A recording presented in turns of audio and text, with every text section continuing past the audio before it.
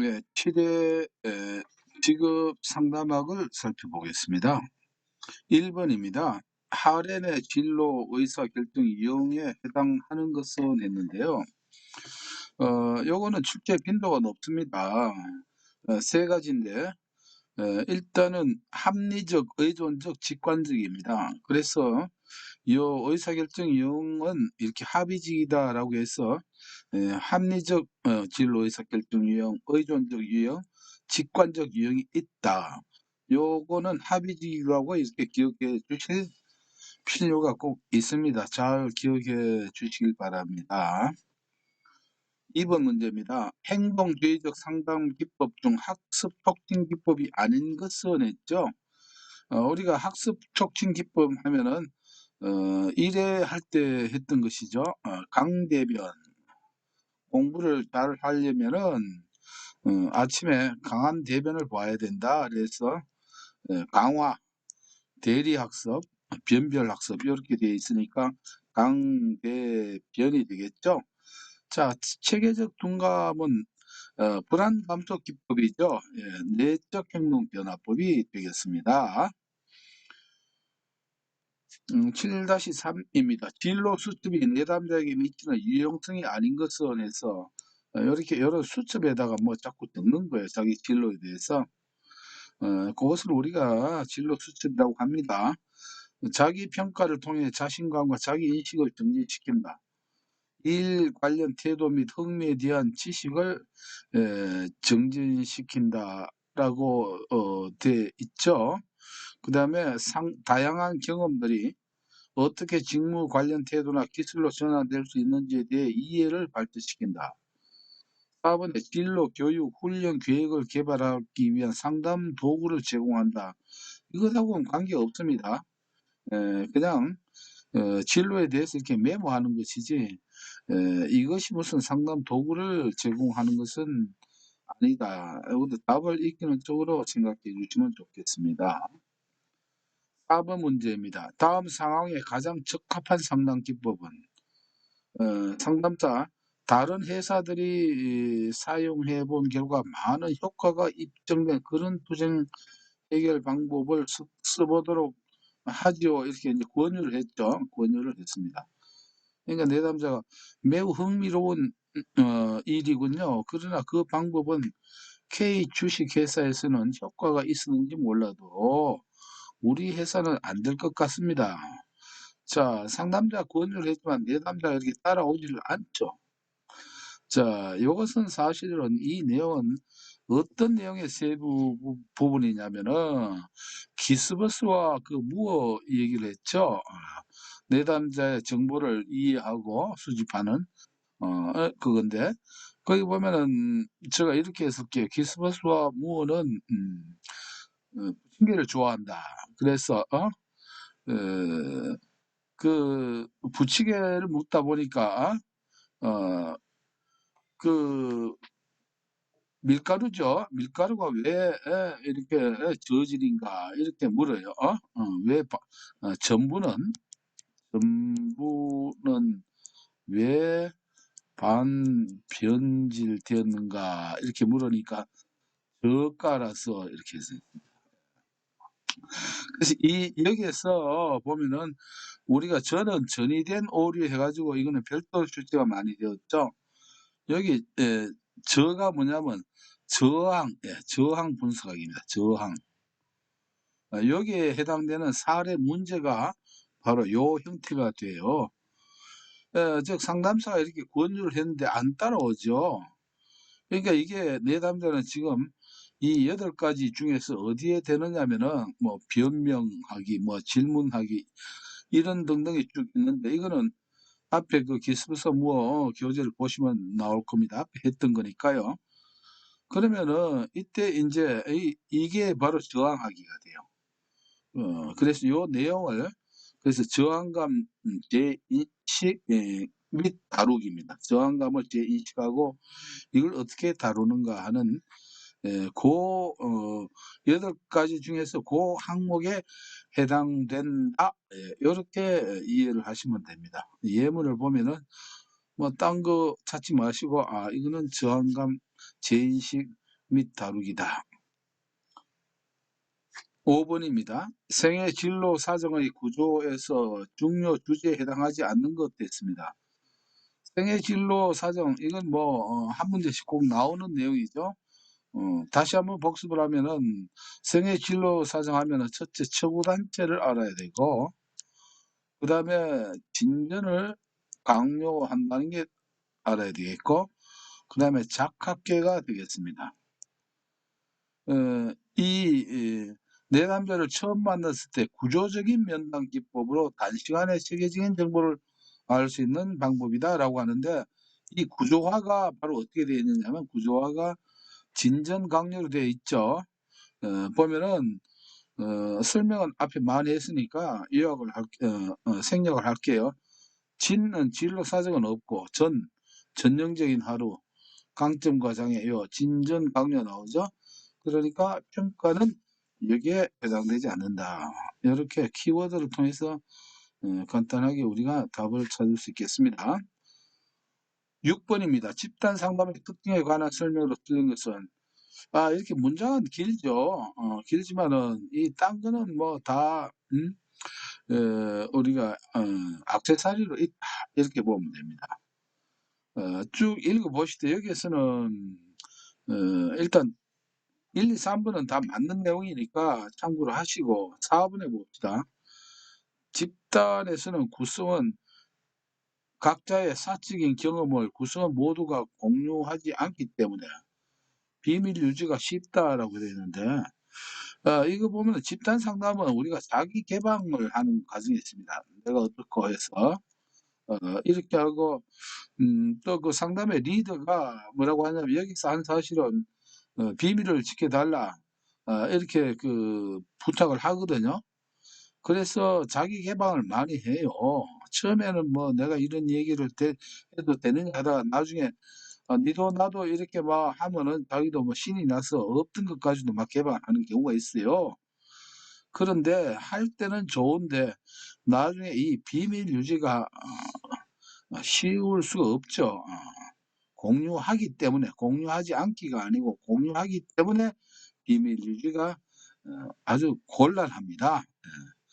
그래서 이제 집단 상담에 이제 마칠 때 되면은 집단 상담도 과정이 초기, 중기, 말기가 있으면은 말기 되면 이 집단 상담들이 이 마음대로 좀 후회를 해요. 내가 너무 내 개인에 대한 걸 너무 많이 개방했는데 이렇게 부담으로 여기는 이런 그 특징도 있습니다. 그렇게 해서 요 답은 이렇게 자주 나오니까 그렇게 기억해 주시면 되겠습니다. 1번입니다. 윌리엄슨이든가 크라이티스 둘 중에 하나는 나온다고 봐야 됩니다.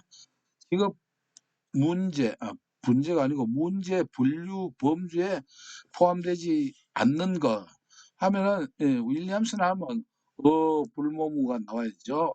불모무. 그다음 분종, 진매, 상추, 설설충 이렇게 세 개가 한 세트가 되는데 여기에 맞춰서 보면 됩니다. 어리석은 선택, 불확실한 직업 선택, 모순된 직업 선택, 직업 무선택이 되겠죠. 진로 무선택이니까 요건 됐고요. 그다음 흥미와 적성의 차이가 바로 이게 모순된 선택이죠. 즉 흥미와 적성의 불일치 되니까. 자, 진로 선택에 대한 불안이라고 있습니다. 자, 이것을 앞서 얘기할 때는 항상 이 불안 나오면 땡이다라고 제가 강조를 했습니다. 왜냐면은 진로 선택에 대한 불안이라고 하는 것은 이거는 누구냐 본인에서 나오죠. 의자 정선문에서 의자 정선의 직업 선택에 대한 불안입니다. 또는 불안한 직업 선택 이렇게 될 수도 있고 한데, 불안은 뭐냐면 정신 역동에서 나오는 것이죠. 그래서 본인의 정신 역동에서 나온 것이고, 윌리엄스는 특성 요인 이론가인데 이 불안에 대해서는 언급하지 않습니다. 그래서 여기에 틀렸고, 진로 선택 불확실히 바로 불의 불확실한 직업 선택이 되는 것이겠죠. 그래서 요거 불안으로 나오면은 윌리엄슨이 아니다라고 하는 것을 기억해 주시기를 바랍니다. 7-8번입니다. 다음에서 사용된 상담 기법은 A는 저조한 성적으로 인해 학교 생활에 어려움을 겪고 있다. 상담사는 A가 평소 PC 게임하는 것을 매우 좋아한다는 사실을 알고 A가 계획한 일 학습량을 달성하는 경우에 PC 게임을 1시간 하도록 개입하였다라고 되어 있죠. 자, 여기에서 우리는 힌트가 뭐냐면은 PC 게임을 매우 좋아한다. PC 게임을 매우 좋아해요. 물론 이 A라는 학생이 PC 게임도 좋아할 수도 있고 예를 들어서 만화책을 보는 걸 좋아한다. 있고 또 딴 게 있다라고 할 때, 자, PC 게임을 월등히 더 좋아한다는 것이죠. 만화책보다 좋아하는 것 중에서. 그럴 때 우리가 강화라고 하는 것은 어때요? 바람직한 행동을 더 잘하게 이렇게 뭔가 해주는 게 강화죠. 강화를 할 때 뭐냐면은 PC 게임을 더 좋아하는 것과 그다음 만화책은 덜 좋아한다라고 할 때 이때 뭘 강화물로 하는 게 좋으냐? 즉, 만화책 보는 것보다는 더 좋아하는 PC 게임을 하도록 강화물을 해주면은 더 강화의 효과가 좋다라고 하는 이것을 우리가 프리맥의 원리, 정적 강화라고 합니다. 프리맥의 원리라고 하거든요. 그렇게 할 때 뭐냐면 일 학습량을 더 잘 채워요. 그러나 이 A는 PC 게임을 좋아하는데 A에게 PC 게임을 하게 하는 게 아니고 만화책을 1시간 보게 한다라고 하면은 어때요? 이 A라고 하는 학생은 일 학습량을 달성하는데 PC 게임을 이렇게 제공했을 때보다는 떨어진다 이런 것입니다. 그래서 요거란 원리, 제일 좋아하는 것을 뭘로? 강화물로 제공할 때 강화의 효과가 어, 높다. 이렇게 하는 것이 프리맥의 원리가 되겠습니다. 그래서 여기서 알아야 될 것은 평소 PC 게임 하는 것을 매우 좋아한다. 이럴 때 그걸 뭐냐면은 강화물로 주었으니까 이것은 프리맥의 원리라고 이렇게 보시면 됩니다. 약간 뭐랄까 조금 고차원적인 하나의 용어죠. 이 우리가 이제 강화의 중에서 고급 강화라고 할 수 있겠습니다. 9번입니다. 직업 상담사가 지켜야 할 윤리사항으로 옳은 것을 냈습니다.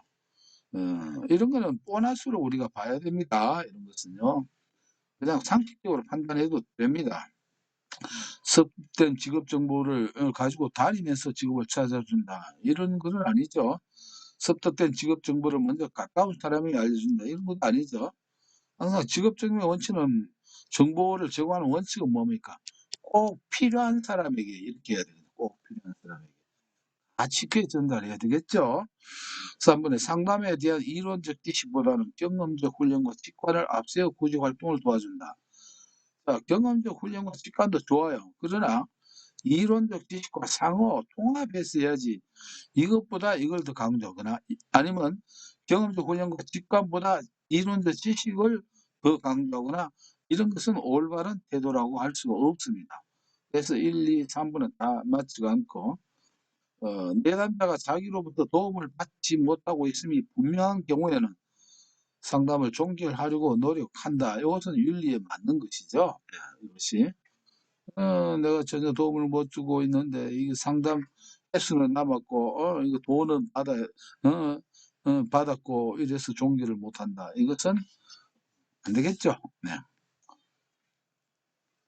10번입니다. 상담사의 직무 내용과 가장 거리가 먼 것. 이런 것도 보너스라고 보면 되겠습니다. 직업 문제에 대한 심리 치료도 할 수 있습니다. 직업 문제에 대한 것은 직업 관련 임금 평가. 직업에 대한 임금을 어떻게 평가? 이거는 직업 상담사의 일이 아닙니다. 임금 평가는 이거는 상담사가 이런 일을 할 수가 없죠. 직업 상담 프로그램의 개발 운영하고 구인 구직 상담, 직업 적응, 직업 전환, 은퇴 후 등의 직업 상담 다 맞는 게 돼요. 2번 는 보너스라고 보면 되겠습니다. 1-11번입니다. 발달적 직업 상담에서 직업 정보가 갖추어야 할 조건이 아닌 것을 했네요. 봅시다. 부모와 개인의 직업적 수준과 그 차이, 그리고 그들의 적성, 흥미, 가치들 간의 관계, 요런 것도 관계가 있죠. 요런 사회 경제적 측면에서 수준별 직업의 유형 및 그러한 직업들의 특성도 알아야 됩니다. 그래서 우리가 한국 직업 사전 이런 것도 공부를 하죠. 그다음에 근로자 이직 시 직업의 이동 방향과 비율을 결정하는 요인에 대한 정보. 예. 요거까지는 아니겠죠. 이 이동 비율 이거는 쉽게 말하면 청에서나 해야 될 그런 일이지. 이게 개인이 직업 정보에서 갖출 이런 조건은 안 됩니다. 그다음에 특정 직업 분야의 접근 가능성과 개인의 적성, 가치관, 성격 특성 등의 요인들 간의 관계. 그래서 우리가 이런 특성 요인 이론도 우리가 배우죠. 특성 요인. 윌리엄슨과 파슨스의 특성 요인 그런 것들은 되겠지만은 근로자 이직 시 직업의 이동 방향 이걸 하고 비율을 결정하는 요인 분석 이런 거는 멍청이나 아니면 학자들이나 이런 사람들이 할 그 분야입니다. 1-12번입니다. 인지적 명확성 문제의 원인 중 경미한 정신건강 문제의 특성으로 옳은 것을 냈습니다. 우리가 아론백의 인지이론 중에서 우리가 알아야 될 게 기본적으로는 일단 세 가지가 있습니다. 첫째는 인지적 오류의 유형입니다. 오류의 유형. 보통 이게 실기 때는 한 5가지 쓰라고 하죠. 흑백 논리, 임의적 추론, 의미, 축소, 확대, 그 다음에 선택적 추론. 이런 것들이 3개 내지 보통 5개 되는데, 그 다음 개인화라든가 이런 것들이 있어요. 이런 것이 인지적 오류의 유형이고, 그 다음에 인지적 명확성이 부족한 내담자입니다. 이번에는 내담자의 유형에서 이거는 제가 스토리를 만들어 드렸죠. 양복 원단 간과해서 구하는 자 해가지고 8가지. 양면적 사고, 복잡한 정신건강 사고, 이렇게 해서 8가지 있는데 그 다음에 또 마지막에 나오는 게 이제 바로 이거예요. 실기에서는. 그러면 내담자의 유형은 이렇고 이런 8가지 그 인지적 명확성이 부족한 내담자를 유형으로 분류하니까 인지적 명확성 오류의 원인, 그렇게 원인이 뭐냐 이렇게 나오네요. 원인 5가지는 이건 실기에도 나옵니다. 그래서 요거는 이제 실기 강의 때 암기 방법을 우리가 또 생각을 하고 정리를 하고요. 지금은 답을 외우면 됩니다. 이게 경미한 것은 뭐냐면은 이게 경미한 정신 건강이 요거예요. 잘못된 결정 방법이 진지한 결정 방법을 방해하는 경우는 이거는 누구나 범할 수 있는 하나의 그 오류니까 요것을 우리가 뭐라고 하냐면은 경미한 정신건강이라고 이렇게 분류를 하고 있습니다. 경미한 정신건강.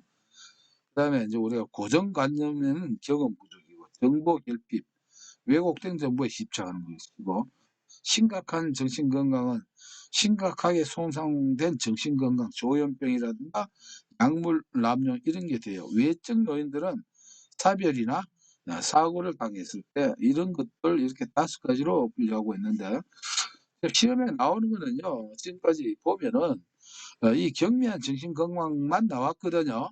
그래서 답을 익히시면 됩니다. 이런 경우는 잘못된 결정 방식이 진정 결정을 방해를 한다. 이것은 경미한 정신건강에 해당된다. 이렇게 익히시면 되겠습니다. 등은 복잡하게 지금 다 익히시는 것보다 답을 익히시는 게 좋습니다. 7-13번입니다. 상담 시 상담자의 질문으로 바람직하지 않는 것 되어 있습니다. 실상 우리가 이런 학자들이 연구해 놓은 거 보면 상담자의 질문으로 바람직하지 않는 게 엄청나게 내용이 많습니다.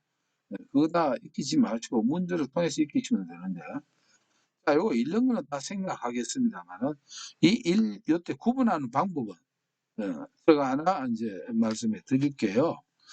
뭐 네 가지 질문하는데 여기에서는 우리가 뭐냐면은 상담사의 질문은 가능한 뭐냐면은 우리가 질문이 개방적 질문이 있고 폐쇄적 질문이 있습니다. 폐쇄적 질문. 그래서 폐쇄적 질문은 개방적 질문은 어때요? 뭘 물었을 때 자기 생각을 자유롭게 표현할 수 있는 것이죠. 폐쇄적 질문은 뭡니까? yes, no를 이렇게 답하는 것이에요. 그래서 가능한 상담사는 이 개방적 질문을 잘 하는 것이 뭐냐면은 바람직하다 이렇게 봐야 되거든요. 그래야 분위기도 어떻습니까? 관계 형성이 잘 됩니다. 그러나 자꾸 폐쇄적 질문을 물으면 무슨 경찰서에 와서 조사를 받는 그런 그 느낌이라든가 좀 딱딱해집니다. 그래서 여기에서는 판별을 할 때에 개방적 질문인가 폐쇄적 질문인가 그걸 보면 돼요. 그러면 봅시다. 1번은 그런 이유를 말씀해 주시겠어요? 이렇게 했는데 예, 아니요는 아니잖아요. 설명을 해야 되겠죠. 당신이 특별히 좋아하는 것이 있다면 말씀해 주시겠어요? 예, 개방형입니다. 직업 상담을 해야겠다고 결정했나요? 했습니다. 했어요? 안 했어요? 이렇게 어떻게 yes, no 하나 나와야 되겠죠. 예, 요런 겁니다. 요거. 요게 이제 폐쇄적 질문에 되겠죠. 어떻게 생각해야 할지 이해가 잘 가지 않는군요. 잘 모르겠어요. 제가 좀 더 확실하게 이해할 수 있도록 도와주시겠어요? 도와주시겠어요? 하면 이때는 예, 아니요보다 확실하게 알 수 있도록 설명해 달라 이 말이니까 요거는 이 폐쇄적 질문이라고 할 수 없습니다. 요거는 잘 분별해야 되겠죠. 그래서 이렇게 3번을 보고 답을 찾으면 되겠습니다. 1-14번입니다. 왜곡된 사고체계나 신념체계를 가진 내담자에게 실시하면 효과적인 상담 기법은 해서 사고 나오면 이게 인지죠. 머리. 예? 머리 문제입니다. 인지를. 왜곡된 사고체제나 신념체계입니다. 그래서 이거는 바로 이렇게 답으로 연결시켜야 되겠죠. 우리가 깊은 이론을 하지 않았다 하더라도 지금까지 오는 과정에서 이 정도는 충분히 우리가 소화할 수 있는 내용이라고 보네요. 그래서 왜곡된 사고나 인지적 문제고 그럼 우리가 신념 체계라도 왜곡된 사고나 신념이면은 인지에 들어가지만은 뭐냐면은 비합리적 신념 이렇게 나오면 왜곡된 신념이 아니고 비합리적 신념 하면은 이때는 또 뭐가 되냐면은 어 아론 백의 인지주의가 아니고 이건 앨리스의 뭐가 됩니까? 비합리적 신념. 인지 정서 행동 상담에 이렇게 들어갑니다. 요런 건 참고로 이렇게 또 한번 이렇게 해서 이론의 분류가 그래요. 학자들이 많다 보니까 우리가 그런 표현도 좀 이렇게 신경을 써야 된다. 뭐 그런 뜻으로 생각해 주시면 되겠습니다. 15번입니다. 상담을 효과적으로 진행하는데 장애가 되는 면담 태도 이런 건 다 보았어요. 이렇게 깊은 이론이 아니더라도 상식적으로 판단하면 알 수 있는 거 이런 것만 잘 이런 건 특별히 잘 챙겨야 됩니다. 내담자 유사한 언어를 사용하는 태도 이렇게 해야 됩니다. 예. 뭐 좀 제가 과장을 해서 하면은 미국 사람하고 상담을 하는데 뭐 이건 이거하고 너무 과장됐나요? 한국말로 묻는다든가 이렇게 하면 안 되겠죠. 못하더라도 같은 영어를 해야 된다든가 하여튼 유사한 언어를 이렇게 해야 됩니다. 너무 전문적인 용어를 쓰지 말고 내담자가 쓰는 그 수준을 빨리 알아서 그걸 우리가 대화는 뭐라고 합니까? 그 사이클이 주파수가 통해야 되잖아요. 내담자는 저주파인데 고주파로 하면은 안 되겠고 주파수를 맞춰야 되겠죠. 분석하고 충고하는 태도 이건 뭐 바로 답이 나오죠. 예.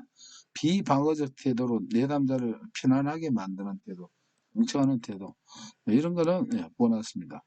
이게 보면 앞에 보면 이는 22년도 이해 문제인데 이해 문제가 보니까 상당히 그 심리학 직업 그 상담학은 좀 편안하게 이렇게 출제가 된 것 같네요. 연도나 해수마다 이렇게 달라요. 들쭉날쭉합니다. 그래서 많이 준비를 해야 되겠죠. 16번 문제입니다. 직업 상담에서 특성 요인 이론에 관한 설명을 옳은 거 됐습니다. 대부분의 사람들은 6가지 유형으로 성격 특성을 분류했다. 이거는 답은 아닙니다. 틀린 것입니다만은 우리가 이런 거를 확실히 알아놓으면 딴 문제 풀 때 매우 도움이 됩니다. 만약에 옳은 것을 찾으라고 했지만 만약에 이 문제가 틀린 것을 찾으라고 하면 여기서 바로 답이 나옵니다. 뒤에는 안 보아도 될 정도로. 항상 6가지 유형이 나오면 6가지 나오면 홀랜드입니다. 홀랜드. 성격 특성 나오면 6가지 성격 특성 나오는 말이죠.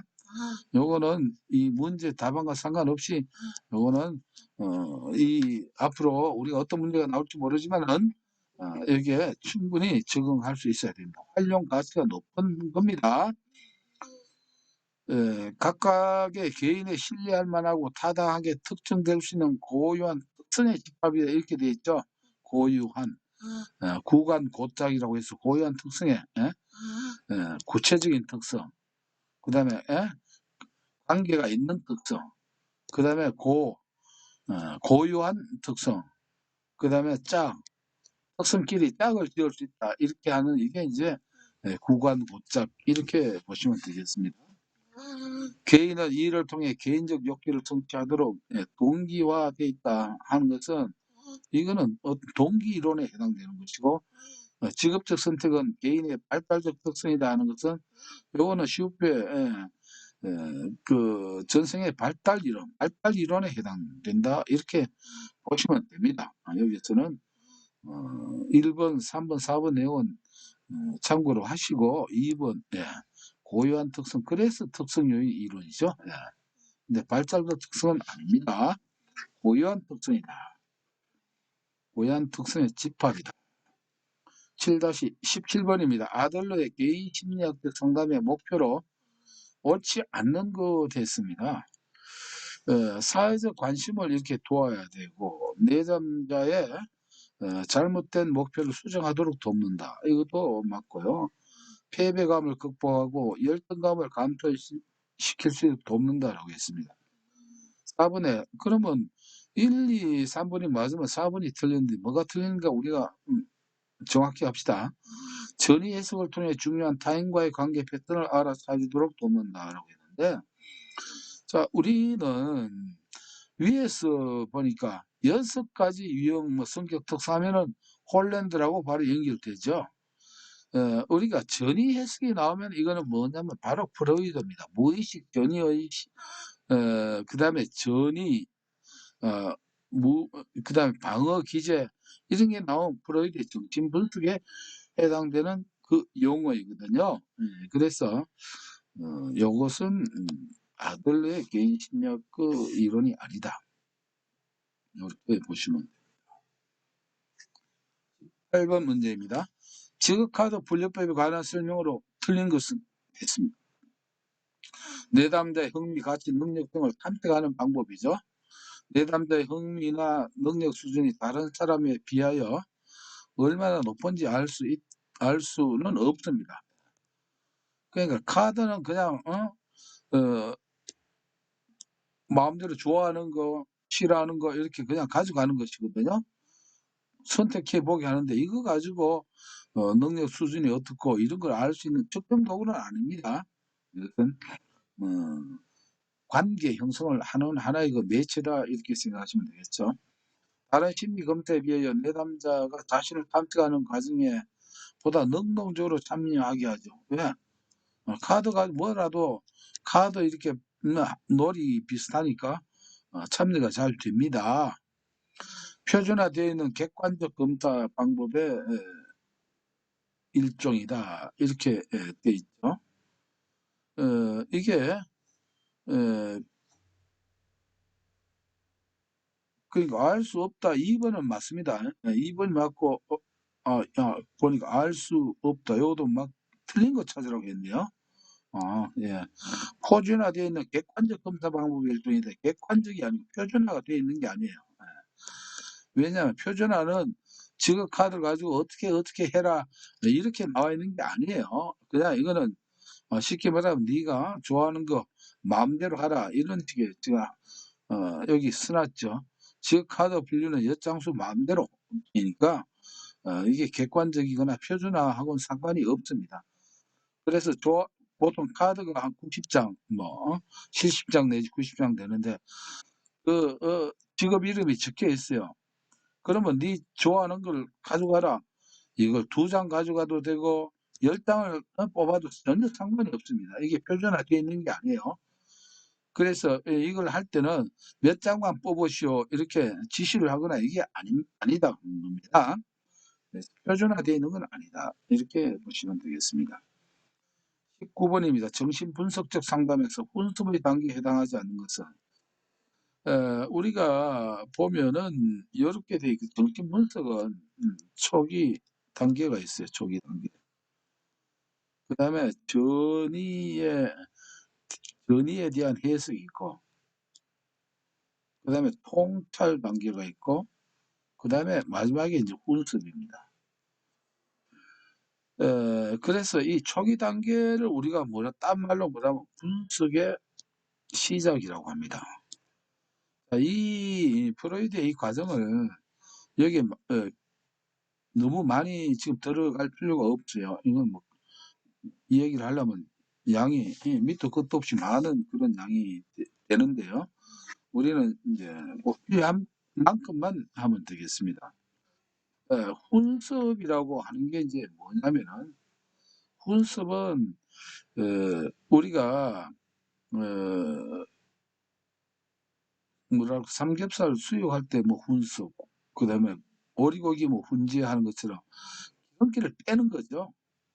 그러니까 내 남자의 무의식 속에 있는 그러한 그 부정적인 그 요소들을 찾아내서 그걸 어떻게 해요?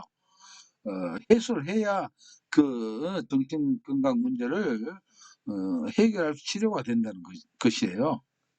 그래서 이 훈습을 하기 위해서는 항상 뭘 하느냐면은 이 전의를 해석하고 하는데 이 잘 안 따라옵니다. 뭐냐면 저항이라고 하는 단계가 여기에 막 생겨. 저항도 생기고 이 과정에 해석을 해주면 또 그 해석이 안 맞아 또 뭐냐면 저항도 하고 그다음에 이게 뭐냐면 환자의 저항도 있고 또 환자 해석에 대한 반응 이것도 이제 주로 저항과 비슷한 겁니다. 또 저항에 대한 해석 이런 걸 쭉 뭐냐면 되풀이하는 과정에서 어때요? 우리가 훈제를 하면은 짧은 시간에 안 되죠. 푹 야도 어떻게 이렇게 해야 되는 것과 마찬가지로.